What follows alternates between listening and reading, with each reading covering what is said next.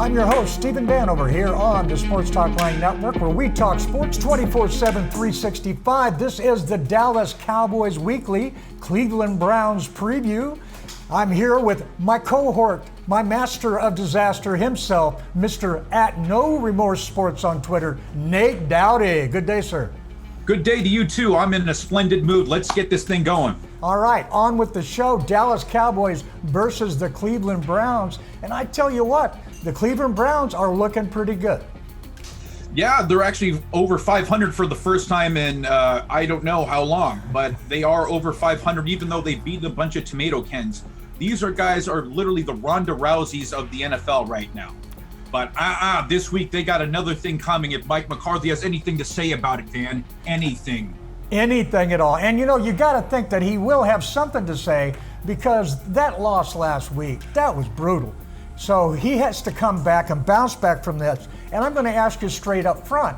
One of the biggest problems of last week was Ezekiel Elliott. 34 yards, 14 attempts, 2.4 yards per carry, 6 receptions on 11 targets for just 24 yards. How do you only catch the ball 6 out of 11 when you're a running back?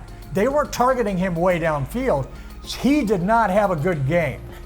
We have to get him back on track. How are we going to do that against Cleveland? Well, it would be fun to start by not calling so many goddamn screenplays. Kellen Moore calls a screenplay with about 40 seconds left in the game this past week, and it was one of the few passes he did catch, and they lost about 3 yards, and it probably killed about another 20 seconds on the clock. Yep. So really, the front seven is actually one of the strengths of the Cleveland Browns. And the good news is they're going to get big snack Tyron Smith back this week. He practiced Thursday, probably going to practice again today. If he practices, he's probably going to play. He practiced up on the side, okay? So, I mean, he wasn't a full participant by any means. And where he is practicing, I'm hearing that word is it's going to be next week before we get him back. They're targeting sometime during this 3-game homestand. But we do get Steele back, okay? And hopefully he doesn't have food poisoning this week. And he definitely is an upgrade over the guy off the street that they shoved in there. Yeah, he got the Michael Jordan treatment from the week before. If you watch The Last Dance, Michael Jordan, they think they poisoned him in Utah. Absolutely, that's right. The pizza, remember? Yeah. Well, I'm calling Pizzagate 2.0 in Seattle. I am on to you guys, so don't try any fast stuff here. And the good news is we're back in Dallas here. We got some home cooking coming. All right. Well, you've got to figure that I've never seen Ezekiel Elliott have 2 bad games in a row. Have you? No, but I'm of the opinion that you don't pay running backs. I've said it before. You said it again. I'll say it again. You don't pay running backs. He's in his 5th year now. There is some rumblings in the fan base that he might be starting to slow down a little bit. He's getting to that point to where that enough tread on his odometer where he's had about 1,500 carries through his career. So it remains to be seen. I still think he still has a little bit of gas in the tank, though. Oh, he's got plenty of gas left in the tank, but these are valid questions that you have to ask when you're paying somebody that much money to be that big a part of the team's attack, and they're being ineffective. All right. But I'm still up in the air as to whether it's him, McCarthy, or, really you can put it down to the horrible injury ravaging the Cowboys offensive line. No running back other than Barry Sanders can run without an offensive line. Yeah, absolutely, and that's a deterrent, and we're really going to see how it really handles. They got a big challenge up ahead this week with Myles Garrett after a big payday. He can wreak havoc. He can wreck a game plan in a heartbeat. Well, remember back in the day when he was coming into the league, he reached out to Jerry Jones, said, hey, trade Tony Romo. Come after, get me. I want to be a Dallas Cowboy. So he's going to have some extra motivation today. Absolutely. And you talk about running backs. On the other side of the ball, they have Nick Chubb and Kareem Hunt. And it's interesting the way they use both guys. They like to use Kareem Hunt, particularly in the passing game, particularly in the red zone. Right. And so they have a nice 1-2 combo over there. They got a bargain and a half by extending Kareem Hunt, who signed probably one of the worst contracts a running back could sign with the Cleveland Browns. But Nick Chubb, man, I think he could give the Cowboys front seven all they can handle, because you've seen so far the Cowboys defense be decimated through the air. This could be a different ball game this week. Well, there's nobody on the field that's going to be faster than Kareem Hunt. Okay, I mean, the guy's got some serious speed to burn. But to be frank, unless I'm his kid, I'm not really worried about him. And yeah, was that a low blow? You bet it was. And I don't care. But he only averaged 2.9 yards per carry last week against Washington. But now Washington has some serious guys up front. And I'm very curious to see how the Dallas Cowboys defense is going to be coming together, the defensive line. Tank Lawrence has been playing injured, okay? Word is, though, that he's getting healthier. So that is definitely going to bode well for them. So between him and Aldon Smith, it's time for the Cowboys to start putting some pressure on the quarterback on a regular basis, and somebody besides Aldon Smith needs to be the guy supplying that pressure. Yeah, and if you watched last year, Kevin Stefanski, who was the Vikings offensive coordinator a year ago, absolutely decimated the Cowboys defense when the Cowboys-Vikings game a year ago. Different coaching staff this year for the Cowboys on the defensive front, but it's something to keep an eye on, because if you look at week one, they against the Rams, they run a very similar offense. It's the same family. So they like to roll Baker Mayfield out a lot, get him on a lot of bootlegs, because he does have a tendency to have a lot of balls batted at the line of scrimmage. Right. And I'm sure you have to weigh in on this, Van. Do you think it's so ironic the guy with a poop fetish, a.k.a. Odell Beckham, happens to be a Cleveland Brown? Well, there you go. I wouldn't want to be his underwear. That's all I'm saying, okay? But against the Cleveland Browns, I think that the Cowboys defense has a very good chance of showing up, because the Cleveland Browns have a propensity to shoot themselves in the foot. Well, speaking of teams shooting themselves in the foot, no one's done a better job of that so far than the Dallas Cowboys. Oh. Really, if you look at last week with the missed extra points, the botched kickoff, and the excess of turnovers, they really can't shoot themselves in the foot, particularly when you have the Cleveland Browns who can control the clock. Well, hopefully they got all that out of their system, okay? But like you said, now, these are the things that I'm worried about with the Dallas Cowboys. When you're watching the game, you need to watch and see where the Dallas Cowboys start. The Dallas Cowboys are the second worst in the league in starting position on drives. They almost are always on about the 20-yard line. That's where they're going to be starting. So that means they have to go 80 yards to make the touchdown. And when that is your starting position, the chances of you scoring is about 30%. And actually, Dallas leads the league in scoring from that position. They're doing a phenomenal job. But when you get a short field, when you're starting on the other side of the 50-yard line, 80% of the time you score. Cowboys have not had one short field. They had to have all of their scoring drives have been around 80 yards. That is where they're having to bring the ball from, and that is directly on the special teams and the defense. Would you agree with that? Absolutely. When you don't get turnovers, which was the bugaboo from the year before, I think the Cowboys had about 16 or 17 total turnovers last year. That's just over one a game, far below league average, and they're starting with the same similar stats this year. Oh, yeah, so they definitely did. And as you said, the other thing they are not doing is getting off the field on third down, are they? No, I've yelled, "Get off the field," loud enough to where they could probably hear me. But they just, and they said this was going to be different, because the Rod Marinelli system was basically, we're going to rush four, and we're going to play a zone coverage, and therefore it's going to put us in perfect position to get tipped balls and get turnovers. And then they said, okay, we're going to have a change of philosophy over Mike Nolan. We're going to get after the quarterback here. We're going to blitz them. We're not going to be predictable in the secondary. But so far, it's only led to one turnover. Yeah. And now, speaking of turnovers, the other thing that I'm worried about, and there was a Twitter storm after the game where I accidentally said something that wasn't positive about Dak Prescott. Something about he threw an interception. Oh no, that he had an off game. That's what I said, that he had an off game.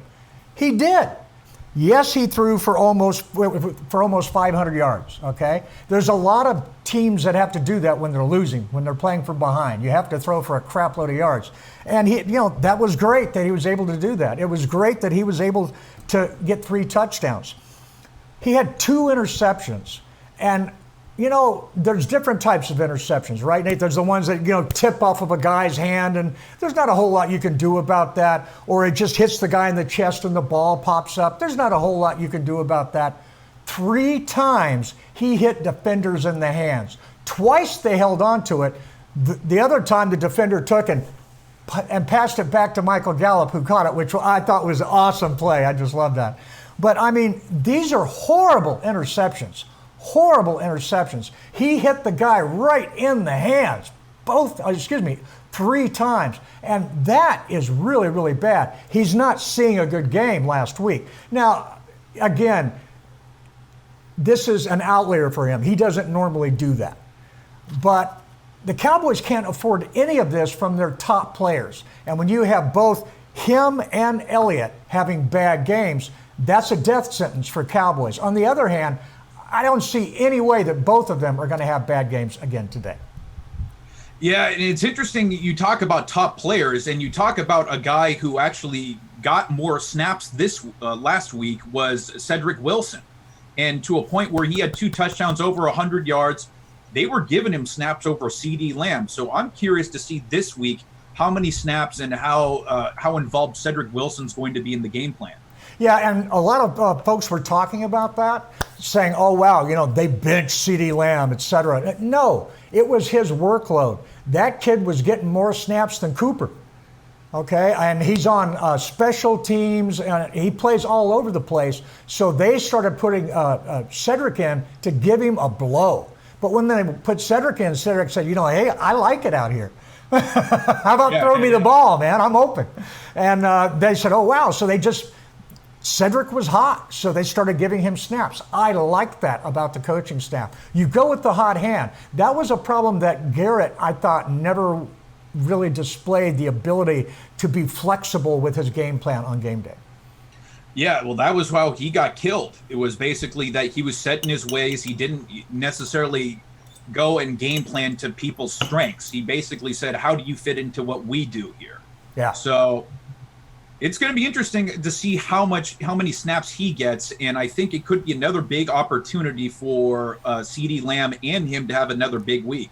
Well, I think what they're going to end up doing is going with a lot of 10 personnel packages, 4 wide receivers. They started doing that last week when they had to score, and it was working. I thought the 10 personnel package was effective. Yeah, definitely. And what I'd like to see is more of a mix-up of and they started to run 12 personnel, and they'd have tremendous success with play action from that personnel package. So really, there's a number of ways the Cowboys can attack. Really, the base personnel is usually the 11 package with 3 wide receivers and a tight end, but they have some flexibility here. They have a number of ways they can hurt you. They just can't hurt themselves anymore because we've discussed it before. The Cowboys need to score at least 30 points to win a game. Nuh-uh. It needs to go to 40 points. Yeah. And if they shoot themselves in the foot. Need to drop a 40 burger on them. I agree with that 100%. Here's another thing that's kind of jumping out at me of what's going on here, and this is something else that we briefly touched on. And that is Mike McCarthy has never really used a fullback in his system. In Green Bay, no fullback there. They went with the one backfield. But Ezekiel Elliott, he had a fullback in college at Ohio State. He had fullback his first few years here in the league and ran well. There's no fullback on the team now. The fullback that the Cowboys had opted out for COVID reasons, and they did not replace him. They've taken Antoine Wood and put in the backfield, which I actually kind of like, okay? But he's not going to go out in a pattern and catch a pass for you. He's not going to do the things that Olawale could do. He's there for short yardage only situations, whereas Olawale, they would bring him in all the time. And then they would pass out of that. The guy could do a lot of things. He could pass block. And so now the Cowboys offense, which was doing great last year with a fullback, is not have a fullback this year. And I'm thinking that is a large factor in Ezekiel Elliott's game, because he's not getting the same looks that he's been used to getting, and he's not getting the same lanes that he's used to getting. Well, Mike McCarthy had the fullback John Kuhn for many years, and he actually became kind of a cult favorite in You're Green right. Bay. That's my mistake. Yeah, and well, that's the thing here, because usually Dalton Schultz has the flexibility to kick in and play fullback, but now he's the guy at tight end with the original fullback. Well, they played him kind of like an after an H-back, something like that back there, which, I like that as well. But like last year, the Cowboys, they would line up personnel where they would actually flex Witten and Olawale in the backfield at the same time. I thought that the Cowboys' personnel packages last year were very flexible, and that was where they showed some creativity. Whereas this year, I think they've really shot themselves in the foot, because they have, they can go 4 wide receivers, they can do play action, but when the running game isn't working, that other stuff doesn't work as well either, does it? No, I mean, really, they need to be able to. I think the big difference there is going to make this week is if they don't turn the ball over and they get turnovers. Shorten the field. I don't care if Dak Prescott throws for 250 yards, but if the score says 35 points, we should win without turnovers. All right, well, let's break it down. The offensive phase of the game. The Cowboys and the Browns, both facing suspect defenses. Which one wins the offensive phase of the game? You got to go Cowboys. They have too much firepower. The only way I see them not winning is if they shoot themselves in the foot, which is a very likely possibility. But the same thing could be said with Baker Mayfield. Even when he does play quote unquote well, he still is good for at least an interception or two. He's got some Eli Manning in him. Yeah. Well, except Eli Manning can see over the line of scrimmage. Oh, yeah. I said some Eli Manning. Okay. Yeah. All right. I agree with that. I think the Cowboys are going to do it, but with the caveat that it all depends on if they can put an effective offensive line out there.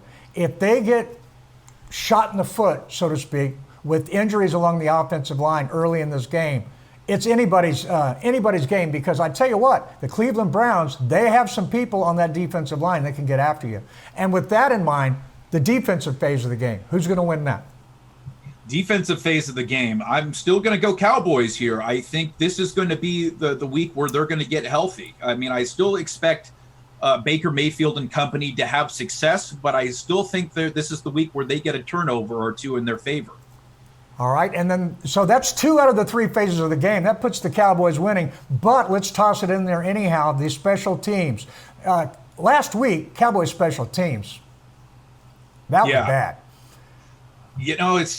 They brought in John Fossil for a reason to fix the special teams from the Rams, but so far it's been Jekyll and Hyde. So, God damn it, I'm just gonna say Cleveland Browns win that side of the ball. All right, so it's still 2 out of the 3 for the Dallas Cowboys. We've already said the Cowboys need to get as close to a 40 burger as they can to win this thing. 30 points might do it. 35 will do it. I agree with you 100%. We're both picking Dallas Cowboys here this week at home at AT&T Stadium.